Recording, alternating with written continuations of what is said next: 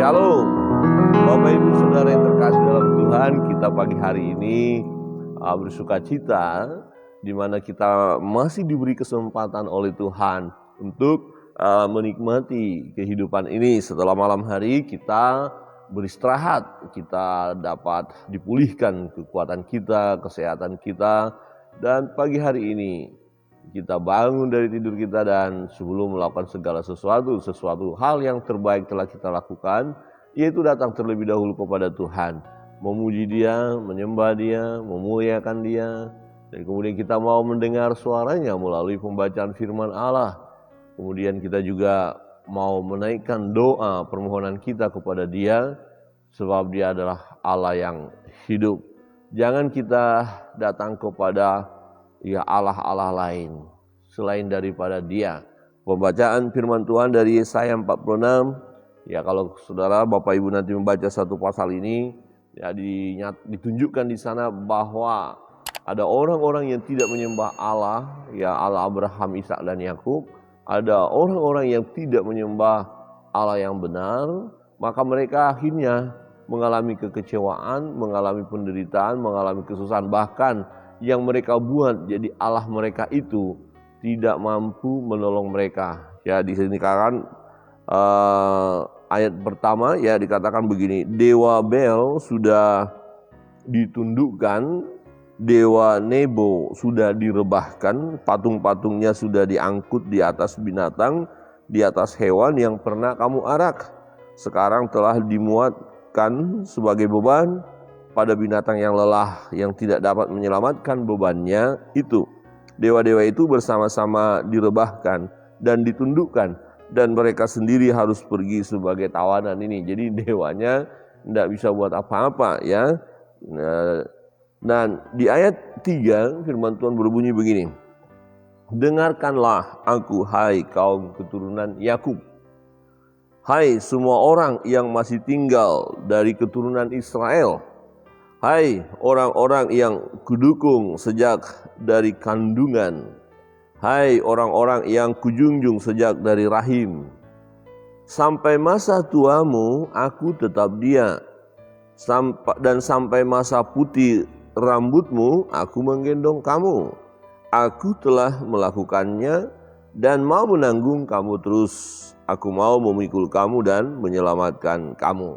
Nah, firman Tuhan sangat indah sekali kepada orang-orang percaya, ya kepada umat Israel. Kalau kita lihat dalam pemberitahuan Yesaya, Nabi Yesaya kepada umat Tuhan yang akan mengalami penderitaan karena kesalahan mereka. Tetapi ayat ini juga berbicara mau menghibur mereka, bahwa mereka yaitu umat pilihan ini disayang oleh Tuhan, dikasih oleh Tuhan. Hanya persoalannya kan, kenapa mereka ya masuk dalam pembuangan? Karena kesalahan mereka, karena dosa mereka, di mana mereka menyembah berhala. Nah, kemudian Tuhan katakan, penyembahanmu berhalamu gak bisa bikin apa-apa. Nah, akulah Tuhan yang memilih kamu. Jadi hendaklah Tuhan yang disembah, begitu. Nah, menarik janji Tuhan kepada mereka bahwa sesungguhnya Tuhan akan terus memelihara hidup mereka. Karena Tuhan yang memanggil mereka, Tuhan yang menyelamatkan mereka, Tuhan yang memilih mereka. Nah, sampai masa tuamu aku tetap Dia. Nah, ini berbicara bahwa Allah itu gak berubah. Allah tetap sama. Ya, dahulu, sekarang, dan sampai selama-lamanya Ia tidak berubah. Sekali Dia memilih umat ini, ya Dia akan tetap menjadi orang pilihan. Memang ketika orang pilihan tadi melakukan kesalahan, ya didisiplin, keadilan Tuhan toh. Tetapi tetap kasih Tuhan tidak beranjak loh dari mereka. Demikian juga dalam hidup kita, saudara dan saya yang dipanggil oleh Tuhan, yang dipilih oleh Tuhan, yang diselamatkan oleh Tuhan. Nah, Tuhan yang menyelamatkan kita itu adalah Tuhan yang sama yang memilih bangsa Israel. Ya, Allah Abraham, Ishak, Yakub. Nah, Allah ini tetap sama, Dia nggak berubah. Untuk kita orang-orang yang dipilih, ya Dia Allah kita, Dia tidak berubah bagi kita. Ya, Dia tidak berubah. Sampai masa tuamu aku tetap Dia. Ya, dan sampai masa putih rambutmu aku menggendong kamu. Ya, berbicara tentang pemeliharaan Tuhan. Nah, seperti seorang anak kecil, ya, bayi ketika menangis digendong sama papanya atau mamanya. Nah, kan sang bayi itu apa? Berhenti menangis, dia merasa nyaman, dia tenang, dia bahagia, ya. Dia merasa nyaman dipelukan oleh papa mamanya ketika anak itu digendong, ya. Dan sampai masa putih rambutmu aku menggendong kamu. Wow. Ini satu gambaran di mana kalau bayi aja digendong nyaman, dan sampai masa tua kita putih rambut kita, artinya bahwa Tuhan memperlakukan kita dengan penuh kasih sayang. Amin. Tuhan memperlakukan saudara dengan penuh kasih sayang. Apapun situasi yang kita alami, ya. Dan sampai masa putih rambutmu, ya, aku menggendong kamu. Aku telah melakukan dan mau menanggung kamu terus. Aku mau memikul kamu dan menyelamatkan kamu. Tuhan mau selamatkan kita. Dia tolong kita, dia pikul kita, ya. Dia tahu kita ini lemah, dia tahu ketika kita menghadapi beban pergumulan yang berat, sesungguhnya secara manusia kita tidak sanggup, tapi Tuhan akan menopang, Tuhan akan menolong. Ya, Tuhan tidak membiarkan kita mengalami keterpurukan, ketakberdayaan itu mau menghancurkan hidup kita, tidak.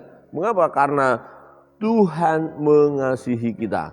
Saudara yang terkasih dalam Tuhan, jangan pernah saudara berpikir bahwa Tuhan tidak mengasihi saudara. Jangan pernah saudara berpikir bahwa Tuhan sudah meninggalkan saudara.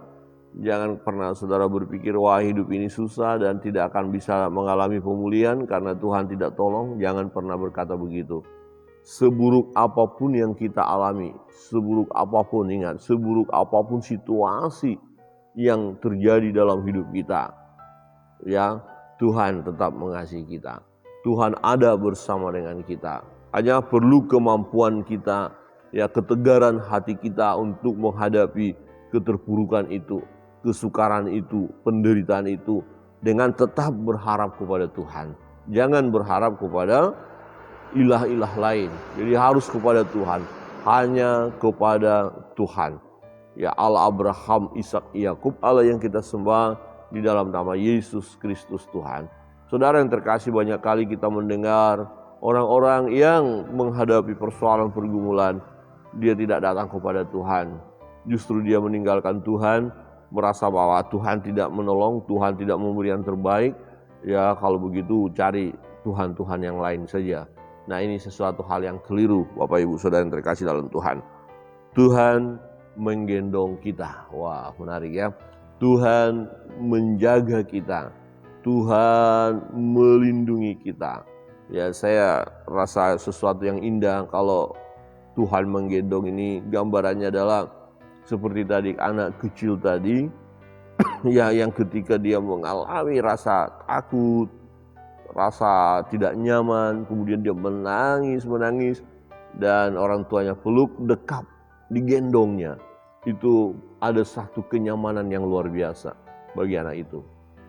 Nah, sesungguhnya ya kita ada dalam pelukan Tuhan, digendong, dekat, melekat pada Tuhan. Jadi kita bisa rasakan kehangatan daripada Allah, kehangatan daripada Tuhan yang memberi ketenangan kepada kita. Saudara, kalau akhir-akhir ini saudara mengalami ketakutan yang luar biasa, mungkin ada sesuatu, pasti ya ada sesuatu penyebabnya. Saudara jangan izinkan diri saudara mengalami ketakutan terus, tetapi berharap kepada Tuhan dan tolak ketakutan-ketakutan itu. Katakan Tuhan akan menolong, Tuhan akan menggendong aku. Ya, Tuhan tidak pernah berubah. Kalau waktu-waktu yang lalu Tuhan sudah tolong, maka waktu-waktu ke depan ini pun Tuhan akan tolong. Amin. Tuhan akan tolong. Kalau waktu-waktu yang lalu Tuhan sudah sembuhkan, waktu-waktu yang akan datang pun Tuhan akan sembuhkan. Saudara yang terkasih dalam Tuhan, Tuhan kita sungguh ajaib. Dia tidak pernah berubah. Dia tidak pernah berubah. Perhatikan di ayat 9. Ingatlah hal-hal yang dahulu dari sejak purbakala, bahwasanya akulah Allah dan tidak ada yang lain. Akulah Allah dan tidak ada yang seperti aku, yang memberitahukan dari mulanya hal yang kemudian dan dari zaman purbakala apa yang belum terlaksana, yang berkata keputusanku akan sampai dan segala kehendakku akan kulaksanakan. Tuhan akan melaksanakan kehendaknya. Tuhan akan melaksanakan firman-Nya. Jadi janji Tuhan iya dan amin. Kalau Tuhan berkata dia memelihara kita, dia menggendong kita, dia menjaga kita, itu iya dan amin. Nah, Allah sanggup melakukannya. Ya, Allah sanggup berbuat demikian. Karena dia adalah Allah yang berkuasa. Ya, tidak ada Allah seperti dia. Ya. Tidak ada. Akan ada lagunya, Allah siapa? Begitu ya. Yang segala tidak ada. Allah mana yang besar seperti Allah kita? Tidak ada. Allah mana yang hebat? Allah mana yang perkasa? Allah mana yang bisa menolong? Allah mana yang hidup? Selain dari Allah kita tidak ada. Hanya satu Allah, Allah yang hidup. Kalau ada Allah-Allah lain mengatakan dia hidup, dia tidak hidup. Karena Allah itu adalah pencipta. Segala sesuatu diciptakan, yang diciptakan ini kan tidak abadi.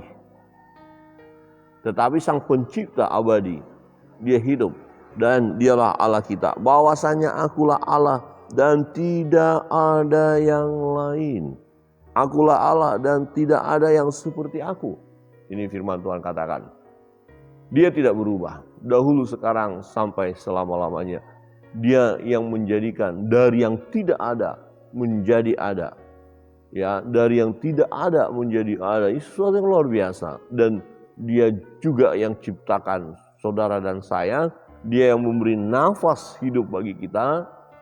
Dan kita sungguh bersyukur kita boleh menikmati anugerah Tuhan. Saudara, kebenaran firman Tuhan pagi hari ini kiranya menolong kita. Banggalah, bahagialah, senanglah. Ya, karena Allah bersama dengan kita. Bahagia, bangga, senang karena kita memiliki Allah yang hidup. Pilihan kita menyembah Allah Abraham, Ishak, Yakub.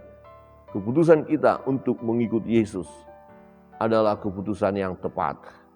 Adalah keputusan yang bijaksana.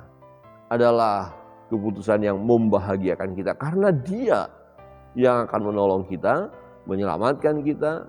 Ya, dia yang memberi yang terbaik bagi kita. Saya merenungkan kemarin begini kira-kira. Kalau ada orang mulai bimbang tentang Allah, ya, tentang Tuhan, benarkah ini Tuhan? Nah, saya ingat ketika membaca firman Tuhan dan Yohanes Pembaptis. Ya, Yohanes Pembaptis mulai merasakan bimbang juga ya. Ketika dia di penjara, dia kirim murid-muridnya bertanya kepada Yesus, apakah engkau ya yang harus ditunggu itu, Mesias itu? Ya, apakah kami harus menunggu yang lain? Nah, Tuhan katakan apa? Bukan Yesus berkata, ya saya bukan. Tapi dia sebut apa? Yang buta melihat, lumpuh berjalan, ya, yang tuli mendengar. Ya, itu yang Yesus katakan. Kemudian murid-murid paham, ya, murid Yohanes Pembaptis. Kemudian melapor kepada Yohanes Pembaptis dan Yohanes Pembaptis diteguhkan hatinya. Benar, dialah Tuhan itu. Ya, jadi perbuatan-perbuatan itu yang Yesus tunjukkan bahwa dia adalah Tuhan. Perbuatan-perbuatan Tuhan di dalam hidup kita tentu membuat kita semakin teguh iman kita. Kita ada sebagaimana adanya saat ini karena dia, karena Tuhan. Jadi sembahlah dia.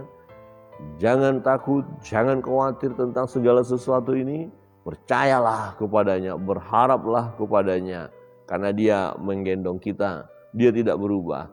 Bahkan sampai masa tua kita, dia pelihara kita. Bahkan ketika kita meninggalkan dunia ini, dia sudah sediakan tempat bagi kita di surga. Dia akan bawa kita, kemudian di mana dia berada, kita pun akan bersama-sama dengan dia.